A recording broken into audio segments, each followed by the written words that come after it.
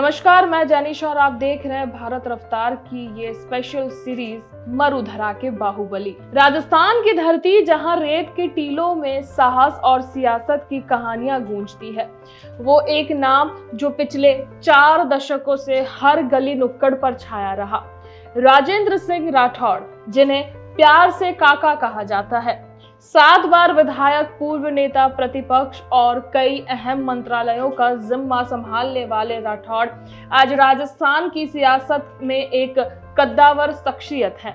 लेकिन ये शख्स कैसे एक साधारण परिवार से निकलकर भारतीय जनता पार्टी का चमकता सितारा बना?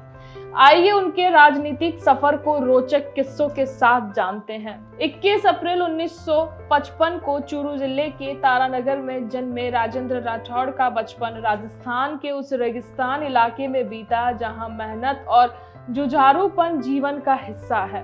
उनके पिता एक साधारण किसान थे और परिवार की आर्थिक स्थिति ऐसी थी कि बड़े सपने देखना भी एक जंग लगती थी। लेकिन राठौड़ में कुछ कर गुजरने की आग थी। उन्होंने अपनी पढ़ाई चूरू और जयपुर में पूरी की और कानून की डिग्री हासिल की। वकालत के पेशे में कदम रखते ही उनकी वाक्पटुता और तर्क शक्ति ने लोगों का ध्यान अपनी ओर खींचा। लेकिन राठौड़ का दिल वकालत से ज्यादा समाज सेवा में लगता था।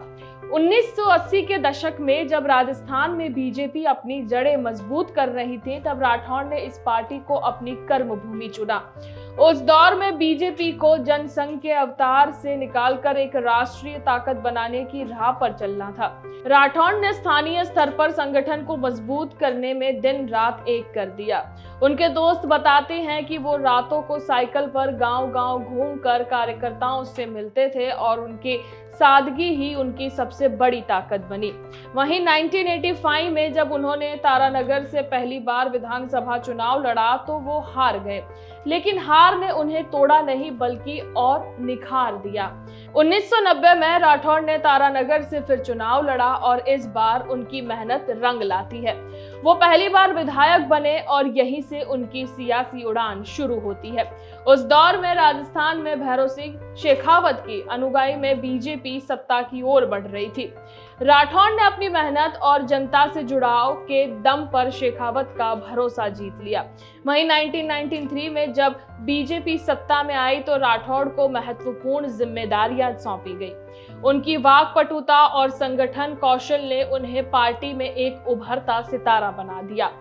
1998 में राठौड़ को पहली बार कैबिनेट मंत्री बनाया गया। उन्होंने चिकित्सा और स्वास्थ्य जैसे अहम मंत्रालय संभाले और अपनी कार्यशैली से सबको प्रभावित कर दिया। एक किस्सा मशहूर है कि एक बार चूरू में एक गांव में अस्पताल की खराब हालत की शिकायत मिली तो राठौड़ खुद रात को वहां पहुंच गए और सुबह तक व्यवस्था को दुरुस्त कर दिया। उनकी ये जमीन से जुड़ाव वाली छवि जो है उन्हें जनता का काका बना दिया। राठौड़ का असली इम्तिहान 2003 से 2008 और 2013 से 2018 के दौरान वसुंधरा राजे सरकार में आया। इस दौरान उन्होंने लोक निर्माण, ग्रामीण विकास, पंचायती राज और संसदीय कार्य जैसे मंत्रालयों का जिम्मा संभाला। उनकी कार्यशैली में एक खास बात थी, वे हर फाइल को बारीकी से पढ़ते थे और अधिकारियों को जवाबदेही सिखाते थे। सड़कों का जाल बिछाने से लेकर गांव में पानी और बिजली पहुंचाने तक राठौड़ ने कई ऐसी योजनाएं लागू की जिनका असर आज भी चूरू के आसपास के इलाकों में दिखाई देता है। 2018 में जब बीजेपी सत्ता से बाहर हुई तो राठौड़ को नेता प्रतिपक्ष की जिम्मेदारी दी गई। ये दौर उनके लिए सबसे चुनौतीपूर्ण था क्योंकि कांग्रेस की अशोक गहलोत सरकार को विधानसभा में कड़ी टक्कर देनी थी। राठौड़ ने अपनी वाक्पटुता और तथ्यों के बल पर गहलोत सरकार को कई मुद्दों पर घेरा, खासकर पेपर लीक और भ्रष्टाचार के मामलों में।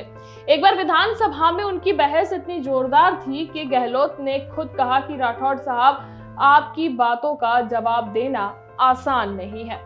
हर बड़े नेता की तरह राठौड़ का सफर भी विवादों से अछूता नहीं रहा। 2024 में उनके खिलाफ एक कानूनी मामला दर्ज हुआ, लेकिन बाद में उन्हें क्लीन चिट यहां पर मिल जाती है। अगस्त 2024 में बीजेपी के प्रदेश प्रभारी राधा मोहन दास अग्रवाल द्वारा एक मीटिंग में राठौड़ को कथित तौर पर अपमानित करने का मामला सुर्खियों में आया। इस घटना ने राजपूत समुदाय को नाराज किया और सोशल मीडिया पर राजेंद्र राठौड़ नहीं तो बीजेपी नहीं जैसे हैशटैग ट्रेंड करने लग गए। राठौड़ ने इस मामले में चुप्पी साधी, लेकिन उनके समर्थकों ने इसे बीजेपी की आंतरिक कूटबाजी का नतीजा बता दिया। 2025 में फोन टैपिंग विवाद में भी राठौड़ का नाम उछलता है, जब उन्होंने कांग्रेस पर निशाना साधते हुए कहा कि कांग्रेस 100 चूहे खाकर हज को जा रही है। उनकी ये बयानबाजी राजस्थान की सियासत में चर्चा का विषय बनी। इसके अलावा राइजिंग राजस्थान समिट को लेकर नेता प्रतिपक्ष टीकाराम जूली का लाइजनिंग राजस्थान वाले बयान पर राठौड़ ने तंज कसते हुए कहा कि इतिहास उठाकर देख लो कितने कसूर कर बैठे हैं। ये बयान उनकी आक्रामक सियासी शैली को दर्शाता है। राठौड़ की लोकप्रियता का आलम यह है कि जनवरी 2025 में एक 26 साल के युवक ने अपनी शादी के कार्ड पर राठौड़ की तस्वीर छपवाई और सीने पर उनका टैटू भी बनवाया था। चूरू में उनके समर्थक उन्हें जाटलैंड का शेर कहते हैं, क्योंकि उन्हें जाट बहुल इलाके में 7 बार जीत हासिल हुई है। लेकिन कुछ आलोचकों का कहना है कि राठौड़ ने अपने प्रभाव का इस्तेमाल स्थानीय स्तर पर दबदबा बनाने के लिए किया है, कि जिससे उन्हें हमेशा खारिज करते आए हैं। वहीं 2023 में विधानसभा चुनाव में राठौड़ तारानगर से हार गए, जो उनके करियर का सबसे बड़ा झटका था। इसके बाद भजनलाल शर्मा के नेतृत्व में बीजेपी सरकार बनी और राठौड़ को मंत्रिमंडल में जगह नहीं मिली। इससे उनके समर्थकों में नाराजगी देखी गई और कुछ ने इसे वसुंधरा राजे और राठौड़ की पुरानी नजदीकी से जोड़ दिया। लेकिन राठौड़ ने हार नहीं मानी। 2024 के उपचुनाव में उन्होंने बीजेपी के लिए जोरदार प्रचार किया और साथ में से 5 सीटें जीतने का दावा किया, जो सच साबित हुआ। आज 70 साल की उम्र में भी राठौड़ सक्रिय हैं। अप्रैल 2025 में उनके जन्मदिन पर समर्थकों ने सोशल मीडिया पर उनकी मेहनत और संघर्ष की तारीफ की। लेकिन सियासी भंवर में वे एक नाजुक मोड़ पर हैं। बीजेपी में नई पीढ़ी का उभार और आंतरिक गुटबाजी उनके लिए चुनौती बन गई है। फिर भी राठौड़ का जुझारूपन और जनता से जुड़ाव उन्हें अलग बनाता है। राजेंद्र राठौड़ की कहानी मेहनत, हिम्मत और हौसले की है। एक साधारण किसान का बेटा राजस्थान की सियासत का काका बनने तक की है। उनका सफर प्रेरणादायक रहा है, चाहे वो राजस्थान में गहलोत को चुनौती देना हो या चूरू की गलियों में जनता के दुख सुख में शामिल होना हो। राठौड़ ने हर मोर्चे पर अपनी छाप छोड़ी है। सवाल ये है कि क्या ये सियासी योद्धा आने वाले दिनों में फिर सत्ता के शिखर पर पहुंच पाएंगे या इतिहास एक मेहनती नेता के तौर पर याद रखेगा। आप क्या कहते हैं? कमेंट बॉक्स में जरूर बताइएगा।